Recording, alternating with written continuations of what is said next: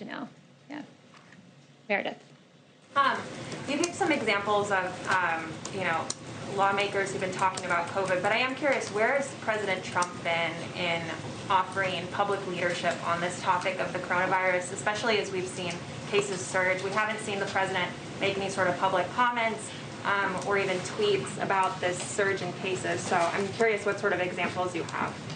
Yeah, quite a bit. I mean, he's created the greatest testing system in the world. He gave a press conference about 2 weeks ago, I believe, on the vaccine, which he has done at warp speed because he's torn down bureaucratic barriers. He's been hard at work. He's done, I don't know how many coronavirus task force briefings from this podium, but the work he's done speaks for itself. The fact that now the case fatality rate in this country is 2%. It was 6% in April, and what that means is it's a testament to our therapeutics. Another thing that happened recently, in fact, mid-November, got almost no attention, but it's, again, a testament to the president, is the 2 new therapeutics. They are renditions of, one is a monoclonal antibody, another one is a Regeneron therapeutic, and these 2 therapeutics are given to people with mild to moderate COVID symptoms that are at high risk for severe COVID or hospitalization. So the fact that we've got to the point where we now have therapeutics we can give you in advance to try to prevent you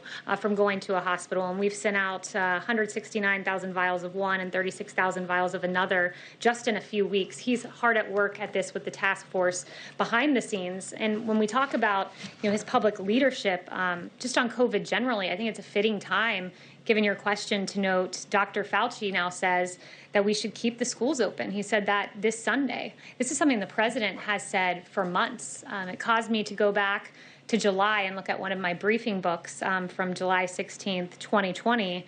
And what I found in there was this. The science was always on our side about keeping schools open way back in July. It's being acknowledged now, but in July you had Dr. Redfield saying, unlike flu, kids are not driving the transmission cycle.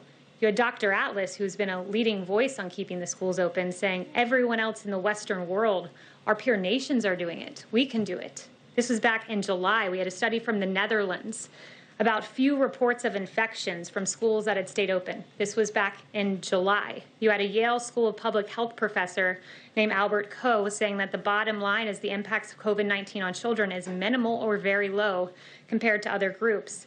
There was a Lancet quote to that same effect. This was back in July when the president was saying, keep the schools open. I'm looking at the science. It's detrimental to keep kids out of school. But what were Democrats saying? When the president was following the science, here's what Democrats were saying. You had Governor Gavin Newsom say this: I'm not taking pressure from Trump on opening schools. You had Governor Cuomo saying it's not up to the president about opening schools as schools were shut down. You had Mayor de Blasio, who interestingly reversed himself this week, and now kids can go back to school. But back in July, when the science was on our side, he was saying what we won't do is ignore the science and recklessly charge ahead like our president, who was always following the science. You had Jennifer Rubin tweeting that now he wants to kill your kids. I'm not sure how that's responsible reporting. And then you had Anderson Cooper saying that he actually just doesn't care about kids at all, nor the health of their teachers and parents. And you had the American Federation of Teachers and the National Education Association railing against the president as well. The president's followed the science. He's also kept in mind we have a constitution, and he will be unashamed and always advocating for the science and the best interests of the children of this country. Thank you very much.